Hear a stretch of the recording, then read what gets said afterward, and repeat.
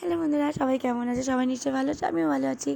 চলো, আমি চলে এসেছি নিউ একটা অ্যানাদার ব্লগ নিয়ে, মিনি ব্লগ নিয়ে। তো দেখো, আজকের আমার বিকেলটা তেমন ভালো কাটছিল না। তো ভাবছিলাম বসে বসে কিছু তো খিদেই তো পাচ্ছে, কী বানানো যায়। তো মনে পড়ে গেল যে আমার ঘরে চানা আসছে।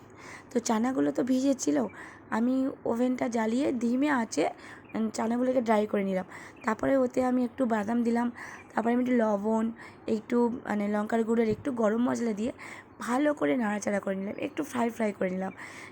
এবারে এটা আমি নামিয়ে নিলাম। নামিয়ে একটা পাত্রে আমি একটু পেঁয়াজ কুচি, একটু টমেটো কুচি, একটু লঙ্কা কুচি দিলাম।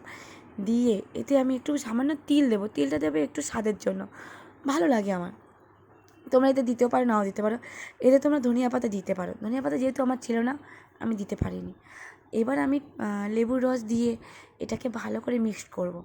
দেখো, এই লেবুর রস দিয়ে ভালো করে মিক্সড করব। মিক্সড করে তোমরা একবার শুধু খেয়ে দেখো কেমন লাগে। আমি তো বলবো অসাধারণ, তোমরা একবার ট্রাই করে দেখো।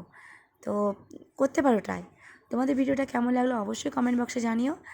আর লাইক সাবস্ক্রাইব করতে ভুলো না, আমাকে একটু তোমরা সাপোর্ট করো, এইটুকুটাই। চলো, টাটা।